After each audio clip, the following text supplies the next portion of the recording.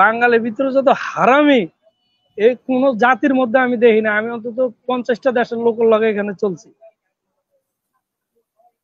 এরকম কেন ভাই? এই জাতি কি ঠিক হইব না জীবনে? বা বিভিন্ন দেশের লোকেরা এরা জানে যে বাঙালিরে বিভিন্ন ভাবে যদি আক্রমণ করি তারা বাংলাদেশে যাবে না, কেন তাদের মাথার উপরে 4 লক্ষ টাকা, 5 লক্ষ টাকা, 3 লক্ষ টাকা, ন্যূনতম 3 লক্ষ টাকা।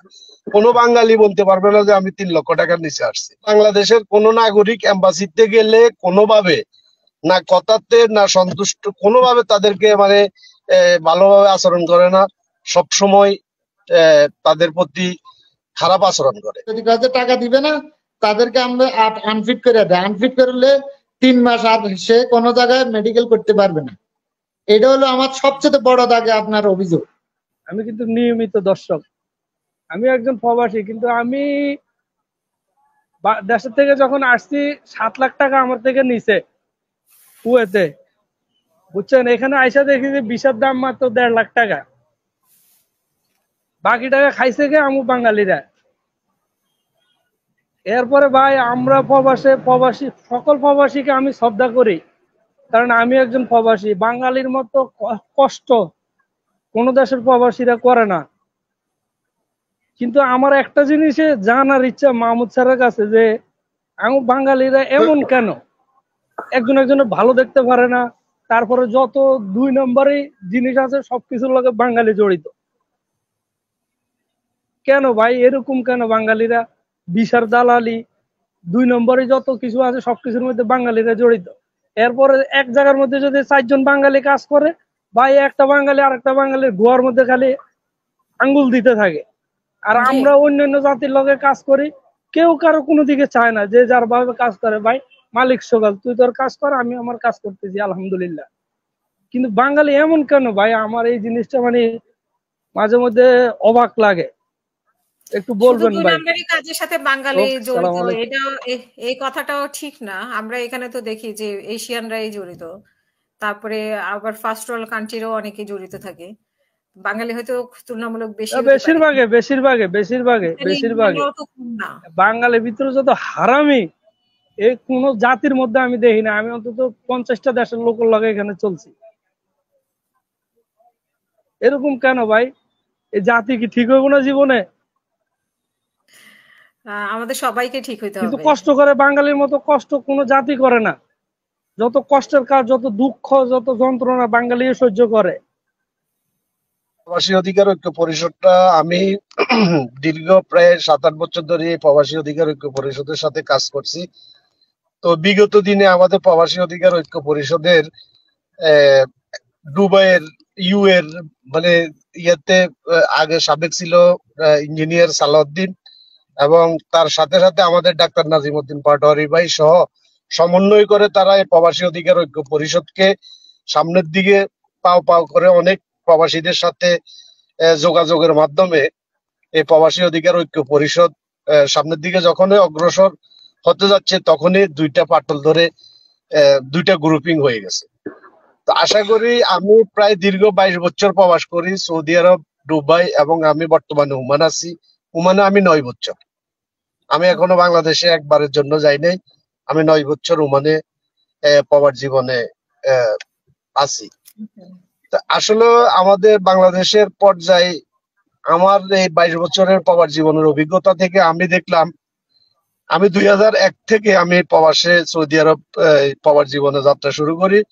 সে থেকে স্টার্ট করি, আমরা যারা প্রবাসে বাংলাদেশ থেকে আসে সবাই মাথার উপরে বাংলাদেশের 3 লক্ষ 4 লক্ষ টাকা যখন বোঝা চাপিয়ে দেয়, তখন তারা প্রবাস জীবনে এসে পাগল হয়ে যায়। কি করবে, স্যালারি দেয় না, বাংলাদেশের ঋণ কিস্তি, ফ্যামিলি, বিভিন্ন ভাবে মানুষ হতাশ। আর আমরা যখন এইভাবে মানে ঋণের বোঝা মাথায় নিয়ে প্রবাস জীবনে পাড়ি দিই, তখন আমাদের থেকে একদল ফয়দা নেয়। এই দেশের আরব কান্ট্রির আরবিরা বা বিভিন্ন দেশের লোকেরা এরা জানে যে বাঙালিরে বিভিন্ন ভাবে যদি আক্রমণ করি তারা বাংলাদেশে যাবে না, কেন তাদের মাথার উপরে 4 লক্ষ টাকা, 5 লক্ষ টাকা, 3 লক্ষ টাকা, ন্যূনতম 3 লক্ষ টাকা। কোনো বাঙালি বলতে পারবে না যে আমি 3 লক্ষ টাকার নিচে আসছি। তো এই জন্য আমরা প্রবাসীরা পথে ঘাটে বিভিন্ন ভাবে আমরা লাঞ্ছিত। আর আমাদের বাংলাদেশের যে বাংলাদেশ রাষ্ট্রদূত বা যারা বাংলাদেশের দূতাবাসে কাজ করে তারা ঠিক মতন কাজ করে না, এবং এই বাংলাদেশ দূতাবাসে গেলে বাঙালিকে লাঞ্ছিত হতে হয়, অপমানিত হতে হয়। আমি প্রায় 3টা দেশের অনেক এম্বাসিতে গেছি, অন্য অন্য দেশের এম্বাসিতে তাদের নাগরিকেরা গেলে বিভিন্নভাবে সুযোগ সুবিধা বা সম্মানটা পায়, কিন্তু বাংলাদেশের কোন নাগরিক এম্বাসিতে গেলে কোনোভাবে না কথাতে না সন্তুষ্ট, কোনোভাবে তাদেরকে মানে ভালোভাবে আচরণ করে না, সবসময় তাদের প্রতি খারাপ আচরণ করে। তো আসলে মূলত আমরা বিভিন্নভাবে যারা সিনিয়র প্রবাসী আছে, যারা প্রবাস জীবনে অনেক টাকা পয়সা অর্জন করে, যারা সুখে আছে, তারা কখনো শ্রমিকের হয়ে কখনো কথা বলে না, শ্রমিকের দিকে দেখে না। আমরা যেমন এই প্রবাসীরা বাংলাদেশে অবহেলিত, আমরা বহির্বিশ্বে অবহেলিত। তো আশা করি ইনশাল্লাহ আমাদের এই আপনার এই ভার্চুয়ালের মাধ্যমে, লাইভ ভার্চুয়ালের প্রতিদিনের মাধ্যমে ইনশাল্লাহ আমরা সমগ্র প্রবাসীদেরকে একত্রে করে, যারা ডাক্তার সলিমুল্লাহ স্যার, উনি একজন সিনিয়র, কলিমুল্লাহ স্যার, আমি ওনাকে অনেকভাবে লাইভে বা বিভিন্ন ভাবে ফেসবুকে দেখি। তো সবাই আলোচনার মাধ্যমে ইনশাল্লাহ এই প্রবাসীদের দুঃখ দুর্দশা ইনশাল্লাহ এক সময় দূর করবেন।